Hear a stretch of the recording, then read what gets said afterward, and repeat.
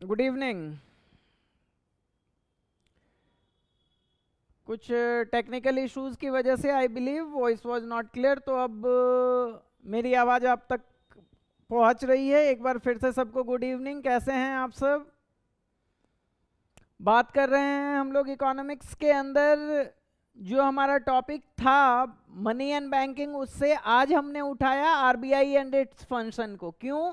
क्योंकि पुराने क्लास में हम लोगों ने बात कर लिया बैंक के डेफिनेशन के बारे में, बैंक के टाइप्स के बारे में, कमर्शियल बैंक क्या क्या काम करता है। तो अगर किसी क्लास में कहीं पे पिछले क्लास में आपने मिस किया हो, कोई नेटवर्क इश्यूज हो, तो हम एक क्विक रिकैप करने वाले हैं जो भी हमने पुराने क्लास में पढ़ा था। उस क्विक रिकैप के बाद हम आज का topic that is RBI and its function को उठाते हैं। आइए शुरू करते हैं। अगर बात करें बैंकिंग सिस्टम ऑफ इंडिया की, तो 12th क्लास के मैक्रो इकोनॉमिक्स का चैप्टर है ये। समष्टि अर्थशास्त्र का एक अध्याय है। बिहार बोर्ड और सीबीएसई दोनों ही बोर्ड में पढ़े जाने वाला चैप्टर मैक्रो इकोनॉमिक्स या समष्टि अर्थशास्त्र के अंदर मनी एंड बैंकिंग। कुछ राइटर्स मनी को अलग, बैंकिंग को अलग रखते हैं। शुरू किया था हमने बैंकिंग के बिल्कुल इंट्रोडक्शन से, लाइक बैंक क्या होता था। तो banks are financial institutions that accept deposits and provide loan. तो बैंक इकोनॉमी के अंदर एक ऐसा फाइनेंशियल इंस्टीट्यूशन था, एक ऐसी वित्तीय संस्था थी जो जमाओं को स्वीकार करती थी और लोगों को लोन प्रोवाइड करती थी, एडवांसेस देती थी, अग्रिम देती थी। दो टुकड़े में तोड़ा भी था हमने बैंकिंग को, या यूं कहें तो बैंक्स को। एक टुकड़ा था अपना सेंट्रल बैंक ऑफ इंडिया, और पुराने क्लास में हमने करा था वाणिज्यिक bank, commercial bank. Commercial bank क्या क्या काम करता है, ये चीजें बात करी थी हमने अपने पुराने क्लास में, लेकिन अपने वादे के हिसाब से कि मैं आपको रिकैप दूंगा, तो मैं आपको रिकैप देने वाला हूं। Good evening Puja. Functions of commercial bank अंदर है, पहला काम था, फर्स्ट फंक्शन था, प्राइम फंक्शन था एक्सेप्टिंग डिपॉजिट्स। मतलब कि वाणिज्यिक बैंक, व्यापारिक बैंक जमाएं स्वीकार लेगी लोगों से। किसी भी कॉमन पब्लिक के लिए ये अलाउड होगा कि वो किसी कमर्शियल बैंक में, व्यापारिक बैंक में जाकर अपने पैसे को जमा कर सकता है। अलग अलग टाइप्स थे, जैसे बचत जमा, इंग्लिश वालों के लिए सेविंग्स डिपॉजिट, चालू जमा इंग्लिश वालों के लिए करंट डिपॉजिट, सावधि जमा इंग्लिश वालों के लिए फिक्स्ड डिपॉजिट, और आवर्ती जमा इंग्लिश वालों के लिए recurring deposit.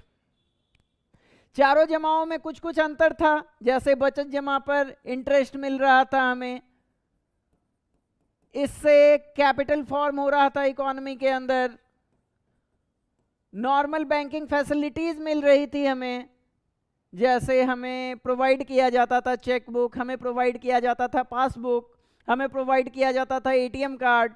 Basically cash earners और सैलरीड एम्प्लॉय लोग सेविंग्स अकाउंट को खुलवा रहे थे। करंट अकाउंट की बात करें तो बिजनेसमैन के द्वारा खुलवाया जा रहा था। Unique feature of current account क्या था कि नंबर ऑफ ट्रांजैक्शंस जो हैं, आपके ट्रांजैक्शन करने का कोई लिमिट नहीं होता था। आप एन नंबर ऑफ टाइम्स इस अकाउंट में पैसे जमा कर सकते थे और निकाल सकते थे।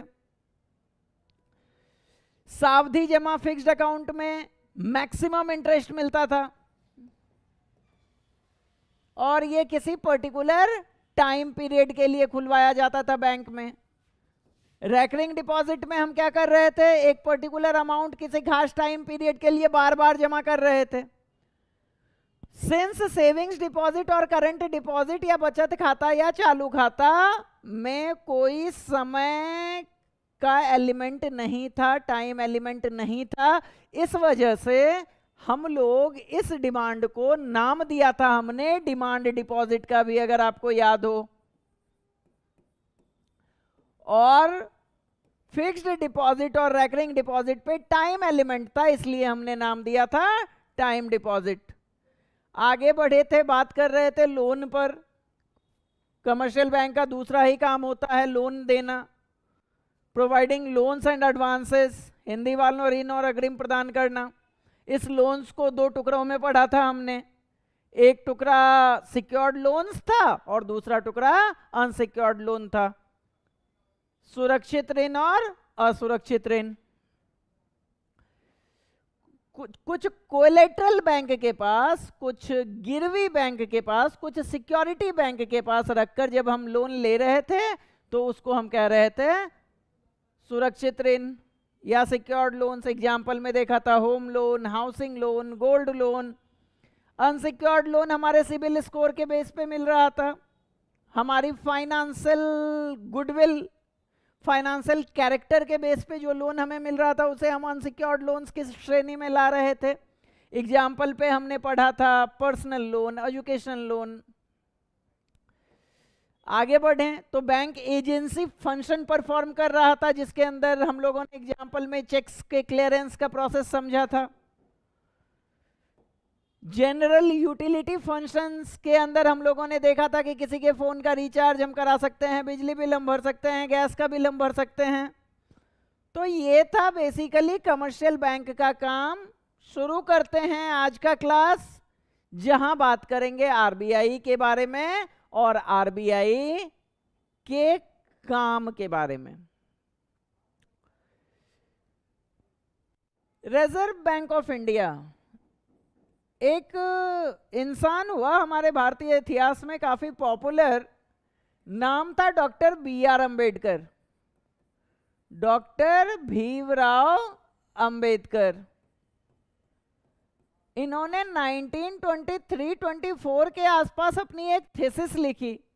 थीसिस कब लिखते हैं बेटा? जब हम लोग पीएचडी कर रहे होते हैं किसी सब्जेक्ट मैटर पर। उसी थीसिस को बुक के रूप में लोगों ने खूब पसंद किया, बहुत सारे अंग्रेज ने काफी सराहना की इस बुक की। तो डॉक्टर बी आर अम्बेडकर ने 1923-24 के आसपास अपनी एक थीसिस लिखी, नाम था द प्रॉब्लम ऑफ रूपी। द प्रॉब्लम ऑफ रूपी। अब जब अंग्रेजों ने इसकी खूब सराहना की, अब आप बोलोगे सर अंग्रेजों ने क्यों, अंग्रेजों के बारे में क्यों बोल रहे हो आप? क्योंकि बेटा 1923 और 24 का टाइम फ्रेम जब हम देखेंगे तो we were a colony of the Britishers. हम लोग एक कॉलोनी थे, किसके? तो अंग्रेजों के। तो इनकी इस थेसिस के फ्रेमवर्क पर, इस ग्राउंड पर इंडिया के अंदर 1935, ईयर याद रखोगे बिहार बोर्ड के बच्चों, एमसीक्यूज में अक्सर पूछा जाता है भारतीय रिजर्व बैंक की स्थापना कब हुई थी। 4 ऑप्शंस होंगे आपके पास, 4 विकल्प में जो सही विकल्प होगा 1935, 1935। सर डेट बता दीजिए। 1 अप्रैल 1935। मतलब आरबीआई का जो एस्टैब्लिशमेंट ईयर होगा उसे हम कहेंगे 1 अप्रैल 1935। क्या ग्राउंड रहा? तो बी आर अम्बेडकर की थीसिस, नाम था द प्रॉब्लम ऑफ रूपी। इसी के ग्राउंड पर, इसी को बेस बनाते हुए हम लोगों ने इंडिया के अंदर आरबीआई को एस्टैब्लिश कर दिया बिफोर इंडिपेंडेंस। अब आरबीआई जब एस्टैब्लिश हुआ तो हमारे सिलेबस में है कि आरबीआई काम क्या करता है। तो आज क्लास का एसेंस भी यही है कि आरबीआई के कामों को हम लोग देखेंगे। तो बेसिकली इससे पहले कि आरबीआई के कामों को देखें, आरबीआई के बारे में कुछ महत्वपूर्ण जानकारी, जैसे RBI is always headed by, कौन हेड होता है सर इसका? तो RBI is headed by governor. और करंट गवर्नर का नाम है Sanjay Malhotra. Sanjay Malhotra. If the name gets changed before examination, अगर किसी भी सिचुएशन में, किसी भी स्थिति में नाम बदल जाता है बच्चों, तो एग्जाम से पहले मैं आपको वो अपडेट करूंगा कि आरबीआई के गवर्नर का नाम चेंज हो गया है। तो इसके लिए बिल्कुल भी चिंता करने की जरूरत नहीं है, लेकिन आपको करंट गवर्नर का नाम अभी याद होना चाहिए। तो the name is Sanjay Malhotra. कैसे पता चलेगा संजय मल्होत्रा? तो जो भी फिएट मनी है, फिएट मनी का मतलब ऐसा मनी जो गवर्नमेंट के द्वारा इशू हुआ है, मनी चैप्टर में पढ़ाई करी हम लोगों ने, तो ऐसा कोई भी मनी जो आरबीआई इशू करेगा, उस मनी पे गवर्नर का साइन मिलेगा, आपको संजय मल्होत्रा जी का साइन मिलेगा। क्या क्या पढ़ा हमने? भारत का सेंट्रल बैंक नाम है आरबीआई। एस्टैब्लिशमेंट डेट 1 अप्रैल 1935, 1 अप्रैल 1935। हेड किया जाएगा गवर्नर के द्वारा। करंट गवर्नर का नाम संजय मल्होत्रा। आरबीआई किस बेस पर बना, क्या ग्राउंड रहा? तो एक थीसिस थी डॉक्टर बी आर अम्बेडकर की, नाम था द प्रॉब्लम ऑफ रूपी। कब आई? तो 23-24 के आसपास, 1923-24 के आसपास ये थीसिस लिखी गई। शुरू करेंगे आरबीआई का काम। करेगा क्या सर आरबीआई? आइए देखते हैं और सीखते हैं फंक्शंस ऑफ आरबीआई, मतलब भारतीय रिजर्व बैंक के कार्य। पहली बात, आरबीआई इशू करेगा करेंसी को, तो आरबीआई को एक करेंसी इशूअर भी कहा जाता है। और पहले प्राइम फंक्शन में सीखेंगे इशू ऑफ करेंसी, हिंदी वालों मुद्रा जारी करना, मतलब मुद्रा को निर्गमित करेगा रिजर्व बैंक ऑफ इंडिया, मुद्रा को जारी करेगा रिजर्व बैंक ऑफ इंडिया। अगर आपके मन में सवाल है कि सर क्या प्रोसेस रहता होगा मुद्रा जारी करने का, तो सबसे पहले कुछ पूछने वाले सवाल में पहला सवाल कि जो करेंसी आरबीआई के द्वारा जारी होगी उसका नाम देंगे हम लोग फिएट मनी।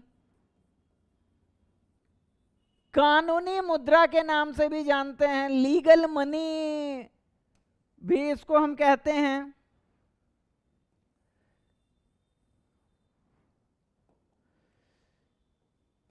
कानूनी मुद्रा के नाम से भी जानते हैं इसे हम। किसके द्वारा जारी हो रही है? तो रिजर्व बैंक ऑफ इंडिया के द्वारा। किस बेस पर? तो हम लोगों ने माइनिंग एक्टिविटी सुनी होगी कि झारखंड के पहाड़ों को खोदा जा रहा है, उत्तराखंड में पहाड़ों के भीत से पत्थर निकाला जा रहा है। अलग अलग जगहों पर हम जब पहाड़ों की खुदाई कर रहे तो बेसिकली हम क्या ढूंढ रहे? कोयला? The answer is no. नहीं सर, हम कोयला नहीं ढूंढ रहे। फिर क्या ढूंढ रहे? तो बेसिकली सरकार ढूंढ रही सोना। कोयला तो बाय प्रोडक्ट है। अब कोयला के लिए क्या इतनी बड़ी मशीन, इतने सारे माइनिंग इंजीनियर्स, इतने सारे मजदूर सरकार लगाने वाली है? नहीं, कोयला बाय प्रोडक्ट है। पहाड़ तोड़ेंगे तो कोयला मिलेगा। तो अब गवर्नमेंट जितने वैल्यू का गोल्ड आरबीआई के प्रेजेंट करेगा, फॉर एन एग्जांपल अभी माइनिंग में 500 करोड़ का गोल्ड सरकार को मिला और सरकार के हिसाब से भारत को करेंसी की जरूरत है, तो जिस वैल्यू का करेंसी गवर्नमेंट आरबीआई को प्रेजेंट करेगा, आरबीआई ठीक उसी वैल्यू का मनी प्रिंट करके गवर्नमेंट ऑफ इंडिया को दे देगा। तो this is the normal process. आपने किताब में 200 करोड़ वाला कॉन्सेप्ट जो पढ़ा है, जहां 100 करोड़ रिजर्व हो जाता है और 100 करोड़ लिक्विड एसेट्स के रूप में गवर्नमेंट ऑफ इंडिया आरबीआई के माध्यम से मेंटेन करती है, उस कॉन्सेप्ट में आपको कंफ्यूजन हो सकता है। इस वजह से मैंने आपके सामने बिल्कुल आसान कॉन्सेप्ट लाया। गवर्नमेंट ने की माइनिंग, गवर्नमेंट ने ढूंढा सोना, मिल गया सोना, गवर्नमेंट ले जाके दे दी आरबीआई को, आरबीआई उतने वैल्यूएशन का करेंसी प्रिंट करके गवर्नमेंट ऑफ इंडिया को दे दिया। तो पहला क्या काम है आरबीआई करेगी, करेंसी को इशू, मुद्रा को निर्गमित, मुद्रा को जारी, पहला काम। दूसरा काम आरबीआई दूसरा क्या काम करेगी, तो आरबीआई दूसरा काम करेगी बैंकर टू द गवर्नमेंट। ये बहुत ही आसान फंक्शन है, अगर आपको कमर्शियल बैंक समझ में आ गया तो ये बिल्कुल अच्छे से समझ में आएगा, और वो भी तुरंत। बैंकर टू द गवर्नमेंट क्या मतलब है, हमें याद होगा जिस तरह कमर्शियल बैंक हमारा बैंकर है, जिस तरह कमर्शियल बैंक व्यापारिक बैंक लोगों का बैंकर है, हमारा बैंकर है, आवर बैंकर। बैंकर कौन होता है सर, तो बैंकर एक ऐसा फाइनेंशियल इंस्टीट्यूशन जो हमारे बैंकिंग रिक्वायरमेंट को फुलफिल करेगा। तो जिस तरह कमर्शियल बैंक हमारा बैंकर है, ठीक उसी तरह आरबीआई गवर्नमेंट का बैंकर है। मतलब government also needs to open its account, deposit its money, sometimes they also need loans. So all the banking activity,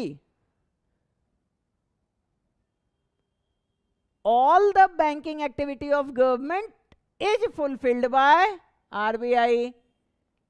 क्या कहने का तात्पर्य है कि आरबीआई सरकार का बैंकर है सर, सरकार की कोई भी बैंकिंग संबंधित जरूरत को फुलफिल करेगा आरबीआई। मतलब आरबीआई के अंदर अकाउंट कौन खुलवा सकता है, तो आरबीआई के अंदर अकाउंट खुलवा सकता है सरकार। सरकार कौन, भारत सरकार, बिहार सरकार, दिल्ली सरकार, कोई भी सरकार। क्या कोई इंडिविजुअल आरबीआई के अंदर बैंक खुलवा सकता है, तो आंसर इज नो। इंडिविजुअल आप रहो, हम रहे, या कोई बहुत बड़ा इंडिविजुअल्स मुकेश अंबानी ही क्यों ना रहे, रिजर्व बैंक ऑफ इंडिया में इंडिविजुअल का बैंक अकाउंट नहीं खुलेगा, सरकार का बैंक अकाउंट खुलेगा। इस वजह से इसे हम सरकार का बैंकर कहते हैं। सरकार का बैंकर के लिए आपको अगर 2-4 लाइन लिखना पड़े इस फंक्शन के बारे में, तो बिल्कुल आसान भाषा में लिखेंगे। जिस तरह व्यापारिक बैंक आम लोगों का बैंकर होता है, आम लोगों की बैंकिंग जरूरत को पूरा करता है, ठीक उसी तरह रिजर्व बैंक ऑफ इंडिया सरकार की बैंकिंग जरूरत को पूरा करता है, इसलिए इसे सरकार का बैंकर कहा जाता है। आते हैं फंक्शन नंबर 3, बैंकर्स बैंक, मतलब बैंकों का बैंक। अब क्या कहना चाह रहे हैं, तो सबसे पहले आप देखिए कि हमने अकाउंट खुलवा लिया एसबीआई में, हमने अकाउंट खुलवा लिया पीएनबी में, एंड सो ऑन। किसी भी कमर्शियल बैंक में हम अकाउंट खुलवा सकते हैं। लेकिन कभी आप बैंक की तरफ से सोचो कि बैंक को भी तो अपना पैसा मेंटेन करना है, अपना पैसा बढ़ाना है, लोन की जरूरत हो सकती है। तो जिस तरह आपको व्यक्तिगत तौर पर बैंकिंग रिक्वायरमेंट है, बैंकिंग प्रणाली की जरूरत है, ठीक उसी तरह सरकार के बाद हमारा जो ये बैंकों का बैंक, मतलब व्यापारिक बैंकों का बैंक, लिखेंगे हम बैंकर्स बैंक ही, बैंकों का बैंक ही, लेकिन समझेंगे कि ये किसका बैंक है, तो यह आरबीआई अपना व्यापारिक बैंकों का बैंक है। मतलब व्यापारिक बैंकों की जो भी बैंकिंग जरूरत होगी वो पूरा करेगा आरबीआई। जिस तरह सरकार का अकाउंट खुल रहा था, तो कमर्शियल बैंक का भी अकाउंट खुलेगा। मतलब कमर्शियल बैंक को अपने लिए जो भी खाता चाहिए होगा, कहने का मतलब एसबीआई का एक खाता आरबीआई में होगा, जी बिल्कुल होगा। जब कभी कमर्शियल बैंक को लोन की जरूरत होती होगी, उस स्थिति में आरबीआई बैंकों को लोन देता होगा। मतलब जो भी बैंकिंग रिक्वायरमेंट होगी कमर्शियल बैंक की, आरबीआई फुलफिल करेगा। इस वजह से नाम देंगे इसे बैंकों का बैंक, इंग्लिश वालों बैंकर्स बैंक। ठीक इसी के साथ आरबीआई सरकार की भी बैंकिंग रिक्वायरमेंट को फुलफिल करेगी, इसलिए इसे नाम देंगे बैंकर टू द गवर्नमेंट, सरकार का बैंक। नोट निर्गमन करेगी, मुद्रा जारी करेगी। तो यहां से हम लोगों ने इस स्लाइड के तीनों काम को समझा। बढ़ते हैं आगे, काउंट करना है फिंगर पे। करेंसी इशू किया number 1, banker of the government number 2, और बैंकों का बैंक मतलब bankers bank number 3। Done. Going forward 3 और काम, और फिर आरबीआई का काम आप समझ गए। पहला, कंट्रोलर ऑफ क्रेडिट। अब ये कंट्रोलर ऑफ क्रेडिट क्या है, इस बात को समझेंगे सबसे आखिरी में। आगे बढ़ते हैं। Custodian of forex. फॉरेक्स का मतलब विदेशी मुद्रा, फॉरेन एक्सचेंज को शॉर्ट फॉर्म में हम लोग फॉरेक्स के नाम से जान रहे हैं। फॉरेक्स विदेशी मुद्रा का संरक्षक। इस ग्लोबलाइजेशन के दौर में हमें पता है कि हर अर्थव्यवस्था को दूसरी अर्थव्यवस्था पर निर्भर रहना पड़ता है, हर अर्थव्यवस्था को दूसरी अर्थव्यवस्था से मदद लेनी पड़ती है, और कुछ नहीं भी हो तो बाजार मुहैया कराना पड़ता है। ग्लोबलाइजेशन का ही असर है कि आज आप भारत में बैठे हुए विदेशी ब्रांड्स को यूज कर रहे हो, विदेशी कंपनियों में आप काम कर रहे हो, विदेशी मुद्राओं से इनडायरेक्टली आपका और हमारा घर चल रहा है। कहने का मतलब कि ग्लोबलाइजेशन के दौर पर बाजार इतना बड़ा हो चुका है कि कोई भी अर्थव्यवस्था एक बंद अर्थव्यवस्था नहीं रही, यह एक खुली हुई अर्थव्यवस्था हो गई है। और खुली हुई अर्थव्यवस्था का मतलब जब हमारे बॉर्डर्स दूसरे देशों के लिए व्यवसाय के पर्पस से खोल दिए जाएं।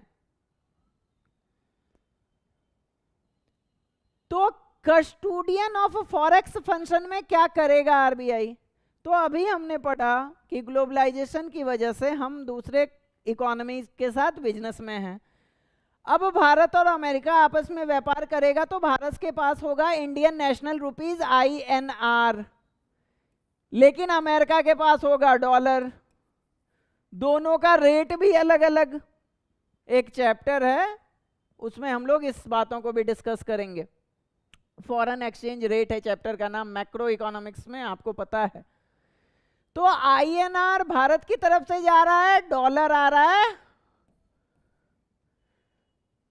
अमेरिका की तरफ से। दोनों देश आपस में व्यवसाय कर रही है। अब आरबीआई क्या कर रहा है इसमें? तो देश के अंदर जिस किसी पर्टिकुलर पॉइंट ऑफ टाइम पे हमारे पास जो भी विदेशी मुद्रा है, चाहे वो डॉलर है, चाहे वो येन है, चाहे वो बाट्स है, कोई भी विदेशी मुद्रा है, तो विदेशी मुद्रा को कानूनी रूप से संरक्षण करके रखने के लिए, जमा करके रखने के लिए ऑथराइज है आरबीआई, अधिकृत है आरबीआई। इस वजह से इसका नाम है विदेशी मुद्रा का संरक्षक। ये स्पेकुलेटिव और ट्रेडिंग मोटिव से, कहने का मतलब अपने मुद्राओं का व्यापार कर कर लाभ कमाने के लिए। कहने का मतलब कि अभी अगर इंडियन नेशनल रुपी थोड़ी मजबूत हुई, डॉलर थोड़ा कमजोर हुआ, तो अभी के टाइम पे भारतीय रिजर्व बैंक कुछ डॉलर को खरीद लेगा, और जब बाजार में डॉलर महंगा बिकेगा तो उसको बेच देगा। तो इससे क्या होगा? भारतीय रिजर्व बैंक को होगा फायदा, पैसा का फायदा, रुपया का फायदा। और कोई भी बैंक, चाहे वो केंद्रीय बैंक हो या व्यापारिक बैंक हो, मुद्रा या लाभ अर्जित करना चाहता ही है। तो इस तरीके से हमने सीखा विदेशी मुद्रा का संरक्षक कैसे होता है रिजर्व बैंक ऑफ इंडिया, भारतीय रिजर्व बैंक। और है नंबर 6, फाइनेंशियल स्टेबिलिटी या वित्तीय स्थिरता। भारतीय रिजर्व बैंक का एक काम यह भी है कि महंगाई या सस्ताई, बाजार जब भी ऊपर या नीचे की दशा में हो तो उसको वापस से स्थिरता की दिशा में लाया जाए। मतलब क्या है? मतलब है कि मार्केट के फ्लक्चुएशंस को, मार्केट जब ऊपर या नीचे की ओर जा रहा हो, यह आरबीआई का काम होगा कि उसे वापस खींचकर एक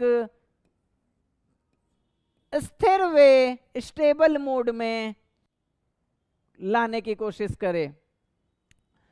बहुत सारे बच्चे जो अभी आप पढ़ रहे हो शेयर मार्केट को, या कुछ लोग ट्रेडिंग कर भी रहे हो, तो आपने बाजार की स्थिति देखी होगी। एक बाजार अप ट्रेंड में जाता है, एक बाजार डाउन ट्रेंड में जाता है, और हमें खूब मजा आ रहा होता है। बनाते हैं हम रुपया पैसा, चाहे बाजार अप ट्रेंड जाए या बाजार डाउन ट्रेंड जाए। मजा कब नहीं आता है? जब मार्केट साइडवेज रहता है, और यहां पे साइडवेज का मतलब है स्टेबिलिटी। मतलब बाजार ने एक प्राइस पकड़ा और बाजार उसी को पकड़ कर चल रहा है।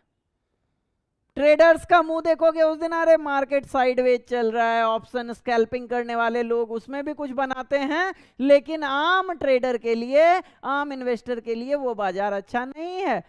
तो ऐसे याद रखो, अगर कनेक्ट करके याद रखना चाहते हो कि वो बाजार जो लोगों के लिए अच्छा नहीं है, आरबीआई पूरे अर्थव्यवस्था को उसी स्थिरता पर लाना चाह रहा है।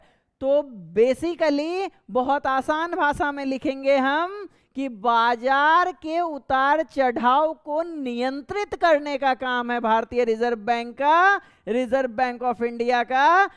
और आरबीआई की हमेशा कोशिश रहती है कि बाजार को वो स्टेबल मोड में ला सके।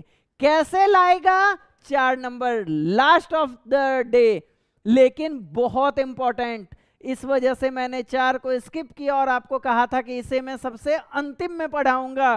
तो बच्चों तैयार हो जाओ, थोड़ा फ्री हो जाओ। अगर इधर उधर कोई ऑब्स्टेकल है, डिस्कशन है, मोबाइल के साथ और भी कोई काम कर रहे हो, तो 2 मिनट रुको, 2 मिनट रुको और सुनो। क्वेश्चन बनेगा कंट्रोलर ऑफ क्रेडिट से, ऋण नियंत्रक से, और ये वाला जो फंक्शन था फाइनेंशियल स्टेबिलिटी का, ये बेहतर तरीके से समझ पाओगे अगर कंट्रोलर ऑफ क्रेडिट फंक्शन समझते हो आप आरबीआई का। कर लिया बंद, खिड़की दरवाजे इधर उधर सारे ऑब्स्टेकल बंद, सारे मतलब सब कुछ जिससे तुम डिस्ट्रैक्ट हो सकते थे सब कुछ बंद। शुरू करते हैं पढ़ना कंट्रोलर ऑफ क्रेडिट। क्या करेगा आरबीआई? कैसे लाएगा ये बाजार को वापस स्टेबिलिटी, स्थिरता की दशा में? बहुत इंपॉर्टेंट और बहुत अच्छा काम है। गुड इवनिंग, शुरू करते हैं। क्या करना है शुरू? तो शुरू करना है point number 4, controller of credit कैसे करेगा क्रेडिट को कंट्रोल। ऐसे कुछ इंपॉर्टेंट टर्म्स हैं, आइए देखते हैं। एक को कहते हैं बेटा रेपो रेट, एक को कहते हैं बैंक रेट, एक को कहते हैं रिवर्स रेपो रेट, एक को कहेंगे सीआरआर, एक को कहेंगे एसएलआर। पढ़ाई कर चुके बच्चों को पता है क्या लिख रहे हैं सर। एक को कहेंगे मॉरल सुएशन, एक को कहेंगे डायरेक्ट एक्शन। ऐसे खूब सारे तरीके हैं, बने रहना, समझ में आएगा। अगर लग रहा है कि चीजें ऊपर से जा रही है तो गलत लग रहा है। बने रहो, देखते रहो, सुनते रहो, समझ में आएगा। समझ क्या रहे हैं? तो कंट्रोलर ऑफ क्रेडिट किस प्रकार से आरबीआई ऊपर या नीचे के बाजार को स्थिरता पे लाने की कोशिश करेगा। तो अभी हमने देखा कि खूब सारे तरीके हैं, खूब सारा इंस्ट्रूमेंट है। Repo rate, bank rate, reverse repo rate, CRR, SLR, moral suasion, direct action. खूब सारे यंत्र हैं, खूब सारे इंस्ट्रूमेंट्स हैं, खूब सारा हथियार है आरबीआई के पास। अब इन सारे हथियार को पैटर्न वे में पढ़ेंगे।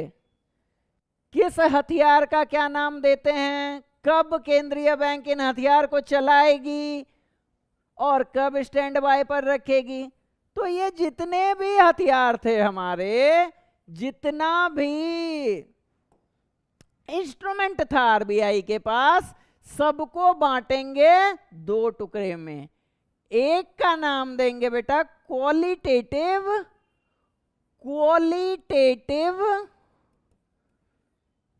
इंस्ट्रूमेंट्स,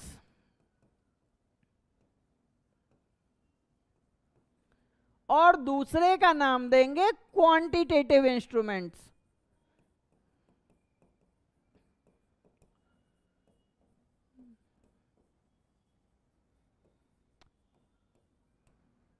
क्वालिटेटिव इंस्ट्रूमेंट्स कहने का मतलब कि आरबीआई का वो वाला हथियार जो नंबर में नहीं होगा। आराम से समझो, क्वालिटेटिव क्वालिटी, कैरेक्टर गुण, किसी चीज का गुण जिसको नंबर में व्यक्त नहीं कर सकते हैं। एडजेक्टिव के क्लासेस में आप लोगों ने पढ़ाई करी होगी कि the quality of something is described now. तो ऐसा कोई भी हथियार जो क्वालिटी बताएगा, जो सलाह दे सकता है, नंबर नहीं बताएगा, उसको रखेंगे हम लोग क्वालिटेटिव इंस्ट्रूमेंट में। और ऐसा हथियार जो किसी नंबर को बताएगा, उसको रखेंगे क्वांटिटेटिव इंस्ट्रूमेंट में। एग्जाम्पल के तौर पर अभी के लिए हम ले रहे हैं CRR। अब तुम बोलोगे सर वो सारे हथियार, आपने खूब सारे हथियारों के नाम लिखे थे, बहुतों ने तो नाम पहली बार सुना, कि सर करना क्या था, क्या पढ़ा रहे थे? उन सबको पढ़ेंगे, लेकिन अभी उनको नहीं पढ़कर अभी पढ़ रहे हैं हम लोग कंट्रोलर ऑफ क्रेडिट को। सॉरी, तो अभी उनको सेपरेटली नहीं पढ़कर पढ़ रहे हैं कंट्रोलर ऑफ क्रेडिट के ऋण के नियंत्रक फंक्शन को। एक समझ रहे हैं क्वांटिटेटिव से, एक समझ रहे हैं क्वालिटेटिव से, दोनों को अच्छी तरह समझिए, कंट्रोलर ऑफ क्रेडिट समझ में आ जाएगा। तो पहला एग्जांपल लिया हमने क्वांटिटेटिव इंस्ट्रूमेंट से, मतलब नंबर आएगा। इस नंबर वाले हथियार में एक हथियार का नाम है CRR। Very good, very good. Cash reserve ratio, CRR cash reserve ratio, एक ऐसा परसेंटेज जो फिक्स किया आरबीआई ने, बता दिया व्यापारिक बैंकों को कि आप एक पर्टिकुलर परसेंटेज अपने डिपॉजिट का रिजर्व के रूप में रखिए। क्यों की बात तब करेंगे जब CRR को डिटेल में पढ़ेंगे। अभी आप एक लाइन में समझो कि आरबीआई ने बोला 10% रिजर्व रखने। अब फॉर एन एग्जांपल, कोई कस्टमर अगर 10,000 का डिपॉजिट कर रहा है अपने खाते में, तो 10,000 का 10% मतलब 1,000 रुपए। 1,000 रुपए वो रखेगा रिजर्व के रूप में, और बाकी 9,000 रुपए लोन बांट देगा दूसरे कस्टमर्स को। मार्केट का यहां तक हमें समझ में बात आ रही है। CRR क्या है सर? CRR एक हथियार है। हथियार है, कैसा हथियार है बेटे? जो नंबर में आएगा ऐसा हथियार है। क्या करेगा आरबीआई इस हथियार से? आरबीआई इस हथियार से बाजार के स्थितियों को नियंत्रित करेगा। तो उदाहरण के लिए हमने माना CRR है 10%, 10,000 किसी कस्टमर ने किया डिपॉजिट अपने खाते में, रिजर्व रखा आरबीआई ने 10,000 का 10% 1,000 रुपए, 9,000 बांट दिया लोन। अब बाजार दो ही स्थिति में जा सकती है, या तो बाजार महंगाई की स्थिति में रहे या बाजार सस्ताई की स्थिति में रहे। कहने का मतलब या तो मार्केट का एग्रीगेट डिमांड ज्यादा हो जाए या डिमांड कम हो जाए, दोनों ही सिचुएशन बुरी है। तो अब अगर बाजार है महंगाई की स्थिति में, आरबीआई CRR के साथ क्या कर सकता है? बाजार है महंगाई की स्थिति में, मतलब बाजार से पैसा निकालना है, विड्रॉ ऑफ द मनी करनी है। कहां से? इकोनॉमिक सिस्टम से, इकोनॉमी से। पैसा आरबीआई कैसे निकालेगा? तो RBI will increase the rate of CRR। RBI CRR को बढ़ा लेगा। अच्छा, पता कैसे चला कि लोगों के पास ज्यादा पैसा है? क्योंकि इन्फ्लेशन चल रहा है सर, महंगाई चल रही है, एग्रीगेट डिमांड बढ़ा हुआ है। एग्रीगेट डिमांड क्यों बढ़ा था सर? क्योंकि कंज्यूमर का इनकम बढ़ गया था, कंज्यूमर अपना डिमांड बढ़ा लिया था। तो ये सारी चीजें मैक्रो इकोनॉमिक्स में कनेक्टेड है। चीजों को हम धीरे धीरे पढ़ेंगे और धीरे धीरे समझेंगे। अभी के लिए महंगाई बढ़ी, आरबीआई ने CRR को बढ़ाया। आरबीआई ने जब CRR को अब 10% से मान लो बेटा 20% कर दिया, तो क्या हुआ? अब अगर कोई कंज्यूमर अपने बैंक अकाउंट में 10,000 जमा कर रहा है, तो कमर्शियल बैंक को या व्यापारिक बैंक को 1,000 नहीं 2,000 का रिजर्व रखना पड़ा। मतलब इस CRR नाम के हथियार से आरबीआई ने बैंकों की लोन बांटने की कैपेसिटी को रेस्ट्रिक्ट किया, कंट्रोल किया, नियंत्रित किया। सिचुएशन उल्टी भी हो सकती है। बाजार को अगर पैसे की जरूरत है, आरबीआई को ऐसा लग रहा है कि पैसा कम है लोगों के पास, तो सीआरआर को घटाएगी और लोगों को ज्यादा लोन मिलेगा इससे। ये एक हथियार है। ऐसे करके टोटल हमारे पास 11 हैं जिसको हम पढ़ेंगे। मैं वादा कर रहा हूं आपसे, जिसको हम पढ़ेंगे, एक एक कर पढ़ेंगे और सीखेंगे। लेकिन यहां का टॉपिक अलाउ नहीं कर रहा उसको एक एक करके पढ़ाना। तो यहां पे लिया हमने उदाहरण कि इस तरह क्वांटिटेटिव इंस्ट्रूमेंट मतलब सीआरआर से आरबीआई ने क्या किया, महंगाई को वापस खींचा और या सस्ताई को वापस खींचा। डिमांड बहुत ज्यादा था, एक्सेस डिमांड की सिचुएशन थी, अतिरेक मांग था, उसको भी वापस खींचा। और अगर न्यून मांग था, डेफिशिएंट डिमांड था, पैसा ही नहीं था लोगों के पास, डिमांड ही नहीं कर पा रहे थे, तो उसको भी वापस किया। तो क्वांटिटेटिव इंस्ट्रूमेंट में, नंबर वाले हथियार में, आज हमने सीआरआर की मदद से देखा कि आरबीआई कंट्रोल कैसे करेगा क्रेडिट को। एक गुण वाले में भी देखें, मतलब क्वालिटेटिव इंस्ट्रूमेंट का भी एग्जांपल लें, बेहतर समझ में आएंगी चीजें आपको।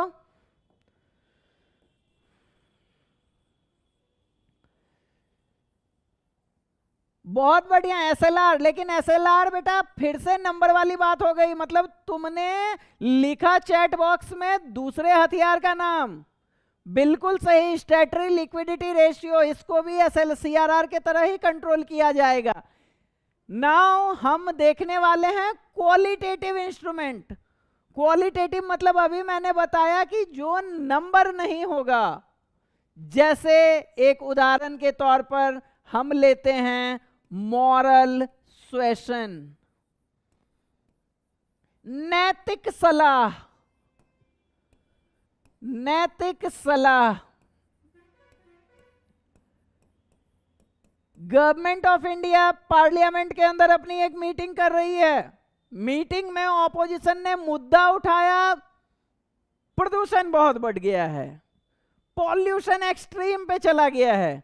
गवर्नमेंट अपने तरफ से जो योजनाएं बनाएंगी, पेड़ लगाओ, कार्बन डाइऑक्साइड के लेवल को कम करो, एसी कम चलाओ, व्हाटसोएवर वो करेगी ही करेगी।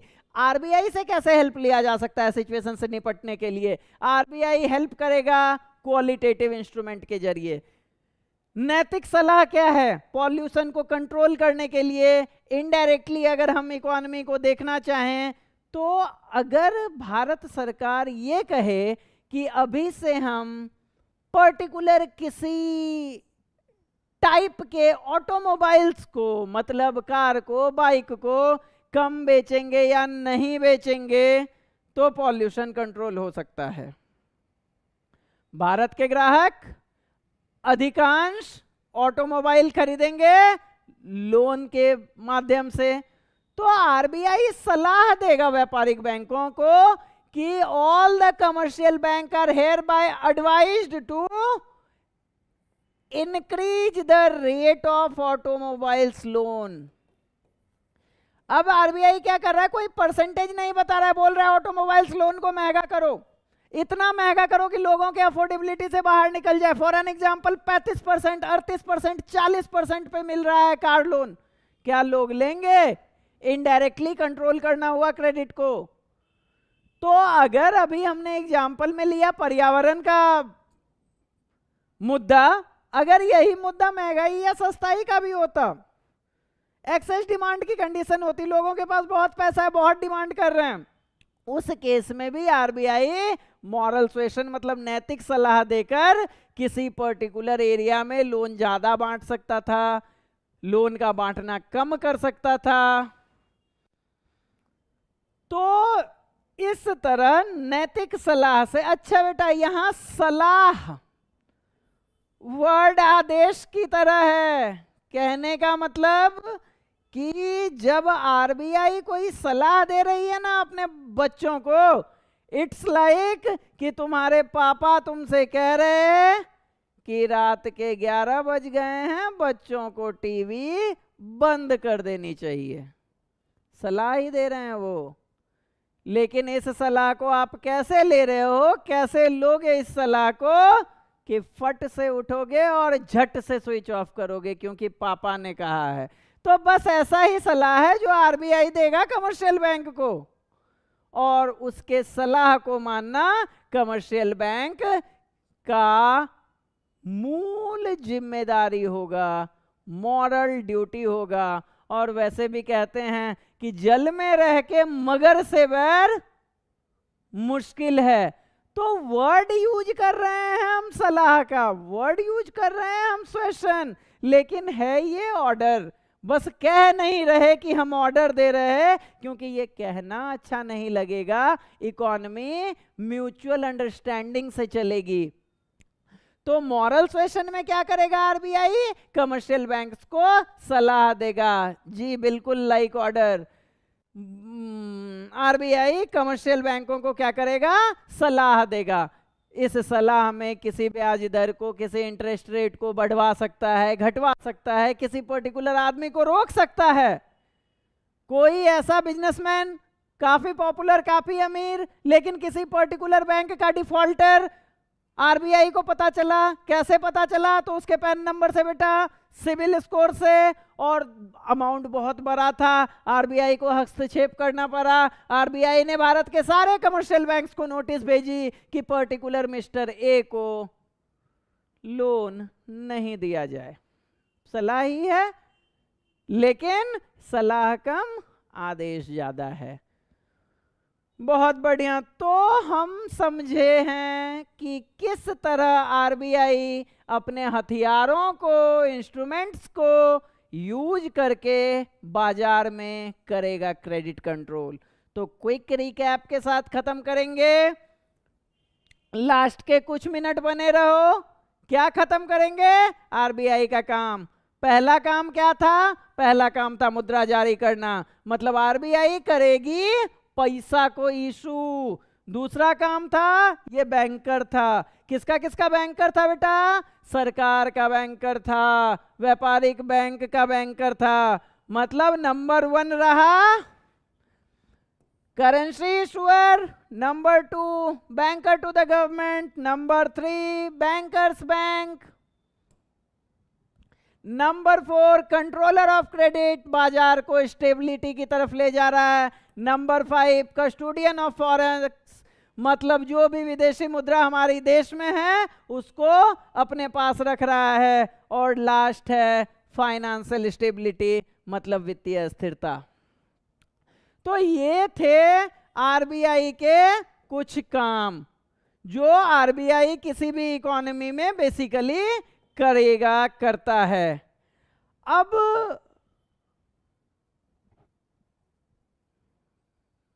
हाँ जी बिल्कुल। अब अगर मैं बताऊं कि क्या करने वाले हैं, हमने अलग अलग टॉपिक को चुना है जो द मोस्ट इंपॉर्टेंट टॉपिक्स हैं एग्जाम के पर्पस से। पहले हमने पढ़ा डिमांड, एक क्लास और डिमांड का लेना है। उसके बाद हमने पढ़ा कमर्शियल बैंक और उसके काम एक क्लास में। आज हमने पढ़ा आरबीआई और उसके काम। ऐसे ही जो हमारे important topic through out the book micro और मैक्रो से है। पहले तो हमारा मोटिव है कि उस टॉपिक को हम दूर करेंगे, उस टॉपिक पे क्लैरिटी लाएंगे, समझेंगे चीजों को। उसके बाद जो अपना पैटर्न है, चाहे वो एमसीक्यूज का पैटर्न है, शॉर्ट क्वेश्चन है, वेरी शॉर्ट क्वेश्चन है, सब लेकर आऊंगा, सब लेकर आऊंगा, सबकी पढ़ाई करेंगे। और इस बात की गारंटी मैं नहीं, हम नहीं, आप दोगे कि सर जब इकोनॉमिक्स के एग्जाम में बैठेंगे ना तो गर्दा उड़ा देंगे। गर्दा मतलब पेपर आएगा और रिजल्ट आपको पता हो जाएगा। तो एग्जाम का जो भी इंपॉर्टेंट मॉड्यूल्स हो, एमसीक्यू हो, वेरी शॉर्ट हो, पीवाईक्यूज हो, पुराने साल के क्वेश्चंस हो, सब कुछ करेंगे। काम बस इतना करना है कि आपको जैसे ही नोटिफिकेशन मिले कि क्लास शेड्यूल हुआ है, हमारा क्लास रोज ना हो के एक दिन छोड़कर एक दिन है, ताकि आपको प्रॉपर रिवीजन का टाइम मिले। अगर आज आरबीआई और इट्स फंक्शन को हमने पढ़ाई करी है, तो हम आरबीआई एंड इट्स फंक्शन को पढ़ने के लिए आपको समय दे रहे हैं कि go and study from whatsoever writer you want, आप उसको पढ़ो। कोई क्वेश्चन क्रिएट हो रहा है, आप चैट बॉक्स में डालो, आप हमारे नंबर पर भेजो, आपको असिस्टेंस मिलेगी। अगर इमीडिएट ना सही तो 5 मिनट 10 मिनट आधे घंटे के बाद, लेकिन मिलेगी जरूर। तो बस बने रहना है। इकोनॉमिक्स नाम का जो पेपर आने वाला है अगले साल बोर्ड एग्जाम में, वो हमारा अच्छा नहीं जाने वाला है बेटा, वो हमारा बहुत अच्छा जाने वाला है। अपने भाषा में इकोनॉमिक्स पेपर का गर्दा उड़ा देंगे। इसी कॉन्फिडेंस के साथ मंगलवार की शाम हो रही है खत्म। पढ़ चुके आरबीआई उसका काम, तो खत्म करते हैं आज का क्लास, और आप लोग करते रहोगे रिवीजन। कमर्शियल बैंक उसका काम, आरबीआई उसका काम। बेहद important credit control, credit control के जो भी हथियार हैं जो अलग अलग पढ़ाना है वो सब लेकर आऊंगा। तो बने रहिए हमारे साथ, मिलते हैं अगले क्लास में। Good night all, thank you.